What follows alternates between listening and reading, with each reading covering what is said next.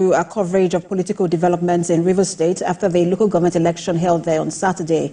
Let's bring in our senior correspondent, Uche Okoro, to give us more update. Uche, we have received the reports that police have now unsealed local government secretariats in Rivers. What's the mood? And talk to us about, the first day of resumption of some of the chairmen as well. You're correct. Police officers have terminated the occupation of the 23 local government areas in the state. You would recall that they began to, occupy the local government secretariats across the state sometime around June 2024, when the tenure of the other batch of local government chairmen expired. Even though those chairmen said their tenure hadn't expired by virtue of a tenure elongation in the local government amendment law by the Rivers State House of Assembly. So, in the thick of all that controversy over their tenure, the police decided that it was going to occupy the council secretariat to protect lives and property, to avoid further breach of peace or damage to the property in the various secretariats across the state. But right now, the police have they've opened up the place for staff of the local government area and other civilian security personnel to gain access. But here at the Port Harcourt City local government area, on arrival at this premises, I still sighted about 4 police vans who are still stationed at the entrance of this secretariat, but they aren't restricting access as they had been doing in the last few weeks. Their presence here, I believe, is just to maintain security, because you recall that in the statement released by the Rivers State Police Command, they say that acting on the directive from the IG, they were going to vacate, but they would return if there is any threat to life, if there's any breach of peace, or if there are any reports that these facilities are still going to be attacked or become the melting point of violence, that they were going to return. That would give the police probable cause to return. I want to believe that the police is trying to maintain law and order here. That's why they still have a deployment of personnel stationed at the entrance of the Port Harcourt City local government area and a few other flashpoints in the state. But as I said, they are here, but they are not restricting access. Right around me here in the secretariat, you can see that they've contracted some private laborers to clear the grasses. They're trying to clear the grasses around the secretariat now. The facility is being cleared of overgrown bushes, cleared of overgrown weed. The offices are being cleaned up. I believe that any moment now, the elected chairman and his councillors and other council staff will resume work fully at the end of the ongoing sanitation exercise here in Port Harcourt City and other local government areas. And Uche, we see that it's a rainy afternoon in Port Harcourt. After all, you're using an umbrella, but we can't find people moving around. I guess that's because of the rain. But how have you been able to gauge the mood of people in Port Harcourt City? Well, Port Harcourt is calm. The atmosphere in the city now is as cool as the weather, Precious. It's as cool as the weather. Everyone is going about their normal business. It's a Monday morning, so everyone is focused on work.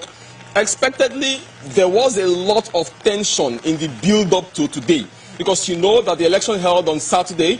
By Sunday, certificates of return were given to the various to the victors, to the winners of the election, and a few hours later, they were immediately sworn in at the government house in Port Harcourt. So between Saturday and Sunday evening, we had had an election. We had had a swearing in of the council chairman. So everyone was expecting, what next for this council chairman?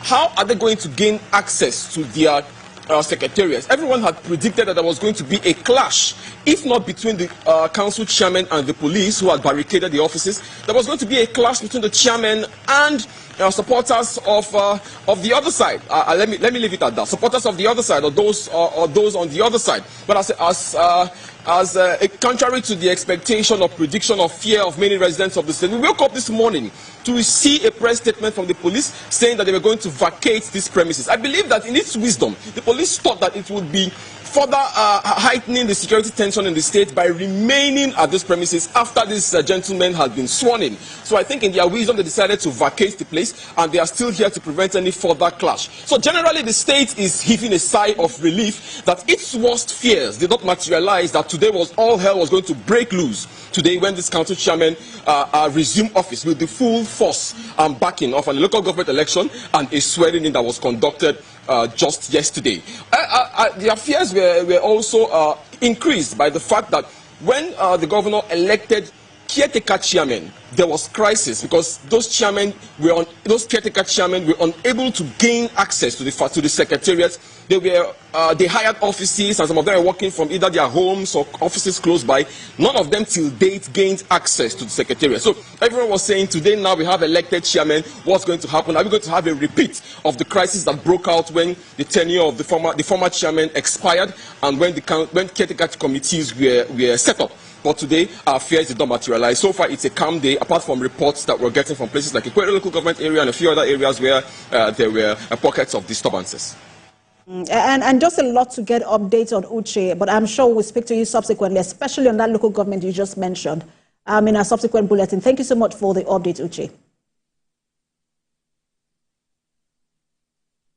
Let's turn attention to Katsina, where the State Ministry of Women Affairs, in collaboration with the World Assisted Project ARIN, had organized training for 722 women on production of nutritional powder to reduce malnutrition in children.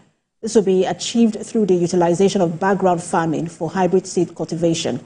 TVC News correspondent Abdulatif Yusuf reports.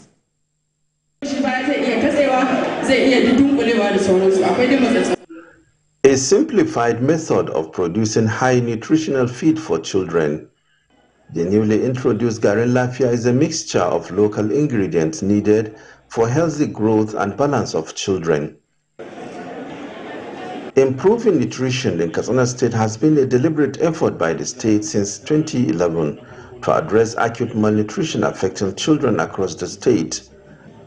Available data shows a stunting growth rate of 59.7%, which is the highest recorded in the country, a reason why new and simpler nutritional methods are being adopted. We are going to empower 722 women on how to develop Tom Brown, which we know it's one of the key things that helps in improving the nutrition of children, especially children under the ages of 5 years.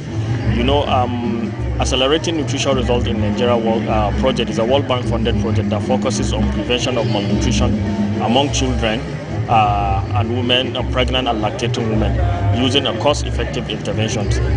Katsina State is one of the states that is implementing the project, and you know, this year we try to do programs because the project is ending this year. These participants are selected from the 361 wards of the state to easily cascade the new knowledge down to the grassroots. The State Ministry of Women Affairs also explains why it is improving high-grade seeds for the women.